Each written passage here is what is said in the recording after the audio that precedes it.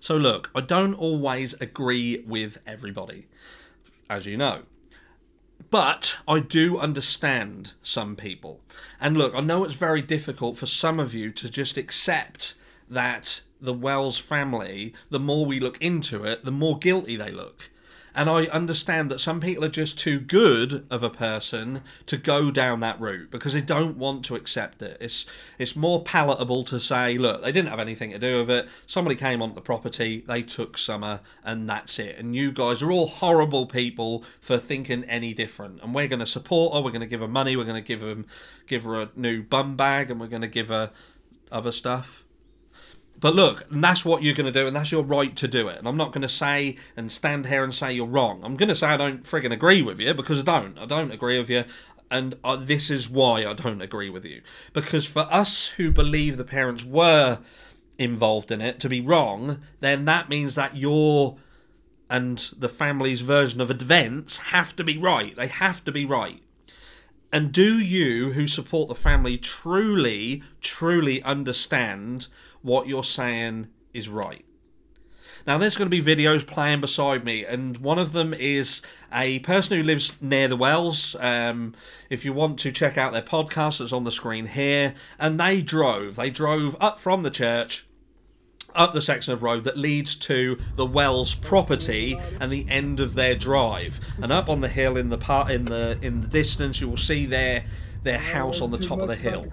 And look, I want you to understand that when you're seeing these searchers and all these reporters and the police all out and they're talking about this case, and you see them with the fields and everything, that's not giving you guys a true representation of the terrain around this property. Now, what we're saying is that there was a potential for someone to get onto this property and grab hold of Summer and take her away. That's what we're saying. I know there's some things around the footsteps, the footprints that were there. And look, I'm not going to say they weren't Summer's. I'm not going to say that. What I am going to say is that we've got land. There are footprints from our children that are months old. So they could have been there for weeks. They could have been there for days, weeks, months. They could have been. Look, we can't say how they got there. We don't know how long they've been there. We're not going to dispute their Summer's. They seem to be Summer's, but they don't help. They don't prove anything. All they prove is that at some point, Summer was there, seemingly on her own or levitating. And look, we'll touch on that, because what we're thinking is, Summer on her own, how far would Summer have ventured off into this kind of terrain on her own? Where she knows there's bears, she knows there's snakes, she knows that there is dangerous things in there. Her mum has turned round and said, look, she wouldn't go off on her own. She just wouldn't. Her dad has said it. Hunter's even said it. And I don't think that any of them really benefited from saying that, because really what they could have done, think about this, because this is an important piece.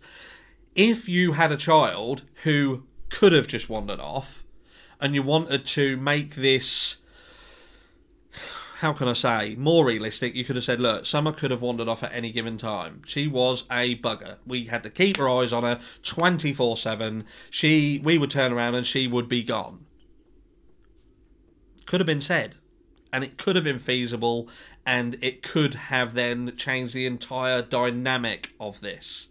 But what this family seemingly did, they wanted to put elements of truth to force a narrative. And they wanted to force the narrative of abduction, because they wanted to completely absolve themselves of accepting any guilt. You know, even to turn around and say, look, someone could have wandered off. She could have.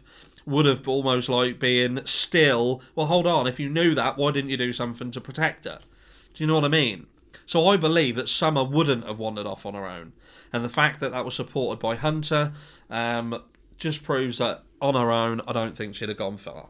So look, that means that we're going for what they're telling us, and that is this kidnap scenario. But look, what does that actually mean? If you accept the fact that she was kidnapped, what are you supporters of this family and this story physically accepting as what happened? Now, people who are sexual predators and they go after children, they are either opportunists, so they have these equivocations and they don't want anybody to know, obviously. It's not something that they sit around eating their tea and having a chat about what they're going to do tomorrow. I'm going to go and drive down to Ben Hill Road and see if I can pick myself up a 5-year-old blonde. That's not what happens. This is about hidden, dark-seated equivocations that are hidden from people. They go out of area, and they look for children in situations that gives them access. And as much risk-free access as possible. These would be parks, these would be areas where there are an abundance of children, where that one child can just be grabbed, yoink, and gone. Or indeed, residential areas where it's kind of like we saw with Monkey Vaughan, that kind of the houses and the children being out there, can they just drive and catch this lone child? Which, that's what we're accepting happened, if we believe what happened in the Monkey Vaughan case. Some of us do, some of us don't, but it is plausible, and for that specific reason, because of the nature of sexual predators. The other options are this, and that is that it's to satisfy a fixation. So they may have been watching a child for a long period of time, they have studied it, they have gone into it, and they have decided that is the child that I want. And then this plan has to be formulated around that. So that's what you've got to think. You've got to think, is Summer being targeted because she is a child that's been fixated upon, or she has just been unlucky?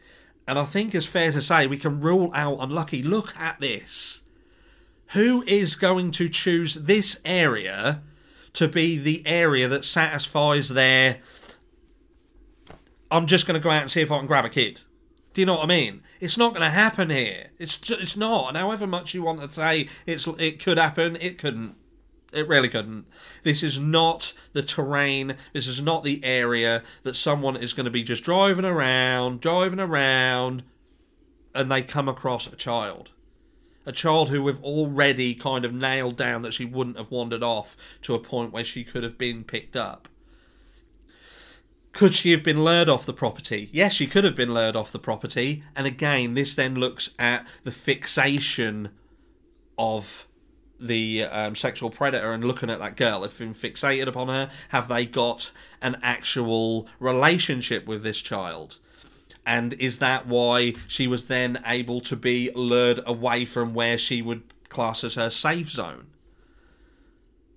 So this is where we start to have to narrow down what we are believing is the version of events, because I don't think any of us, again, and I don't want to repeat myself, but I'm trying to hammer this home, and that is that the stranger abduction theory just doesn't work here. There's 4% chance across the world on stranger abductions. They are such a small percentage of abductions come from a complete stranger, not known to the family, not, stranger. And when you start putting these little intricate details into it, it makes it even less of a chance. And this house is in the back end of beyond. It's in the back end of beyond, and it's not easy to get to. And the risks involved, it just wouldn't satisfy the needs of that sexual predator. So again, we do then look at the fixational one, which that's the one that does hold the most weight. But then you've got to think to yourself, when did this happen? Who would have been watching Summer? Who would have been able to have obtained a fixation on her? So this would have meant that this happened in one of two places. And that is either within the church or within the home. Because they're rarely the only two places that Summer went. She wasn't at school age because she was kidnapped. She went missing the day before CPS were due to arrive because Summer was impending starting school. But I'm sure that that's nothing to do with it. But look, she wasn't at school age. So she went to church, she went to home, and the family had people come to their home. Now, I'm not saying that people who have been involved in trafficking and drug dealing and, the supply and taking of drugs are more likely to be involved in the disappearance or harm of a child. I'm not saying that. I'm not saying that these are dangerous people and shouldn't be around children. But look, this is what you... I'm trying to put myself in your shoes and understand why you're supporting a family and seeing whether it can be done. So, this fixational situation where someone has got fixated on something and they want to take something away. Now, don't get me wrong, there's also a possibility, if we consider the church, that someone just got sick of seeing how someone was treated and they decided to yoink, gone, and summer's fine, and she's living a happy life somewhere. 1% chance, but still a chance. But that doesn't then absolve the parents of guilt. It just says that someone just got sick of it and upended her from the situation. So this isn't what this is about. This is about understanding why you support the family. So how did the abduction itself take place? How did, now we've thought, right, this could be someone who just fixated on Summer. Now, could it have been someone that fixated on Summer and the parents knew of it and there was a transactional abduction? Was it? Could it? That was probably the easiest way. We don't know whether they owed money. There's something in the background that there was potential money owed. There was mention of a Mexican cartel. I don't know how deep this goes. And this little 5-year-old girl and the parents involved in Mexican cartels. It's like watching Breaking Bad. And that's another thing you have to consider. So this person, by the way, if we're going down the route of stranger abduction, look what he managed to abduct. Look how much of another odds of this happening. So not only has he driven around and he's come across a child and been able to take this child away, but it just happens to be a child who has got an auntie who vanished off the face of the planet. Also, that her parents and the surrounding situation is an absolute, complete nightmare. Also, the fact that what they did that day just doesn't seem right. Don took cars that he wouldn't normally have took and didn't take it didn't make any sense whatsoever. Didn't make any sense whatsoever. Why would he go to work and take the nice new car to work, to sit outside his work and then get in his dirty work clothes, and then leave the family who were due to go to hospital and go out and take Summer out, the children, do stuff, go into work van? Again, I'm sure there could be an explanation for it. Could be. But this guy who has seemingly got hold of Summer, this is what he's got involved in. Now, I don't know if that's unlucky or lucky, but I'm still trying to work my head around it. I'm still trying to get my head around what it means to accept the Wells story. So, if we're not saying there was a transactional abduction, then we could turn around and say, right, so this person has decided to get onto the premises where there's other family members, there's the dogs, like, the dogs are going to make a noise, surely. Even if they know they're excited, there's going to be something happen there. If he's going up to the house, getting Summer, there's going to be some form of ruckus. Unless everybody's just passed out, blind, drunk, and on drugs. Grandis is asleep. She's asleep. She turned around and said to somebody, a friend that she confided in, because the story that was said isn't right. And if that's not true, I'm going to ask you something else. If that's not true, and she is saying that this person's lied, why hasn't she gone to the media or the police and said, this person is full of it, and this is perverting the course of justice, and I won't put up with it. My granddaughter's missing, and this is becoming an absolute joke. I want this person dealt with, because this is not helpful. What did she do instead? She blocked her and shut her mouth. But look, I just want you, before I go, to just consider, when you are saying that those who think the family were involved are wrong, what you mean by that. What are you saying? Because there is no version of this story that absolves that family of guilt. I'm sorry, but there is no version of this story that absolves them of guilt. They had something to do with it. They're lying. Every single part of this story, every single part of that day, just doesn't make sense. Candus and Hunter. They're just like two teenagers, just morons. The Chris McDonough interview where they are all sitting around that table. You know how I feel about that. But what was it about? Either Ali or Hunter are lying. And I think, I don't know.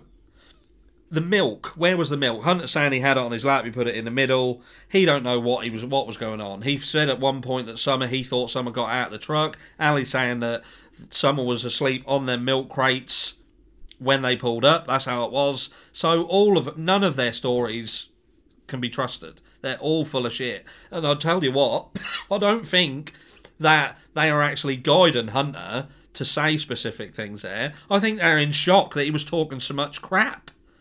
They probably didn't know what he was talking about. He'd probably give them a version of events and started rambling on about something else, and they were looking at each other saying, what is he fucking talking about now? Do you know what I mean? And that's what it just gets to me. It's like two fucking kids who are throwing each other under the bus. She said this. Well, Hunter said you said this. And he said, well, fuck Hunter. Do you know what I mean? The vapes and these little details. What?